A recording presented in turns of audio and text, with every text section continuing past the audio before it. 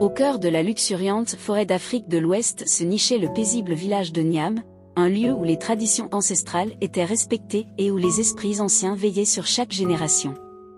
Mais la quiétude de Niam fut brusquement troublée par la naissance des jumeaux Nuru et Duma, un soir d'orage et d'éclairs menaçants. Safia, leur mère aimante et respectée, sentit dès leur naissance une inquiétude diffuse. Les signes annonciateurs de la malédiction étaient subtils mais présents. Des récoltes qui flétrissaient sans raison apparente, des animaux domestiques qui disparaissaient mystérieusement, et des villageois tombant inexplicablement malades.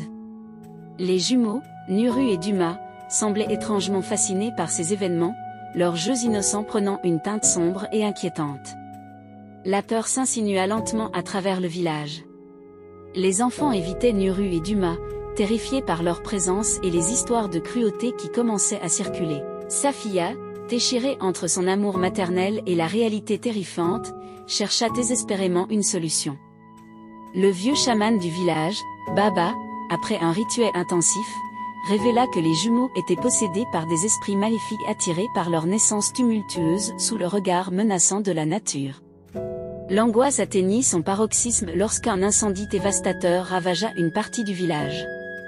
Nombreux furent ceux qui crurent voir les ombres des jumeaux dans les flammes, leur rire sinistre se mêlant aux cris de panique. Consumé par la colère et la peur, le village décida que Nuru et Duma devaient être chassés pour préserver leur communauté. Safia, désespérée, tenta en vain de protéger ses enfants. Par une nuit sombre et silencieuse, les villageois se rassemblèrent avec une détermination froide. Guidés par la peur et la superstition, ils emmenèrent les jumeaux au cœur de la forêt, là où les esprits anciens murmuraient parmi les arbres centenaires. Nuru et Duma furent abandonnés, leur peur déchirant la nuit, alors que Safia, le cœur brisé, regardait ses enfants disparaître dans l'obscurité. Le retour au village fut un supplice pour Safia. Chaque pas semblait l'enfoncer davantage dans un gouffre de douleur et de culpabilité. Le village retrouva peu à peu sa quiétude, mais les légendes des jumeaux maudits persistèrent. On racontait que leurs esprits erraient toujours dans la forêt, cherchant à se venger ou à trouver la rédemption.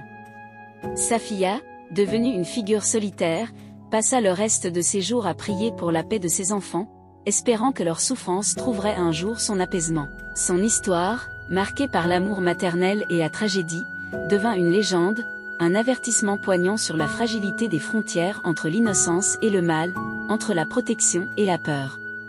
La leçon de vie que l'histoire des jumeaux maudits nous enseigne est celle de la compassion et de la compréhension. Elle nous rappelle que même dans les ténèbres les plus profondes, il y a toujours une lueur d'espoir. Safia a fait face à un choix impossible, mais son amour indéfectible pour ses enfants et son désir de préserver sa communauté ont guidé ses actions, même dans l'adversité la plus sombre. C'est une histoire de courage et de sacrifice, mais aussi de la force inébranlable de l'amour maternel face aux forces obscures du monde. À travers cette saga émouvante des jumeaux maudits, nous découvrons la puissance de l'amour, la douleur de la perte et la lutte perpétuelle entre la lumière et l'obscurité. C'est une histoire qui transcende les cultures et les temps, nous rappelant que chaque décision, même la plus difficile, est guidée par nos valeurs et notre humanité. La légende de Safia et de ses enfants continue de résonner, un témoignage intemporel de la complexité de la condition humaine et de la quête universelle de rédemption.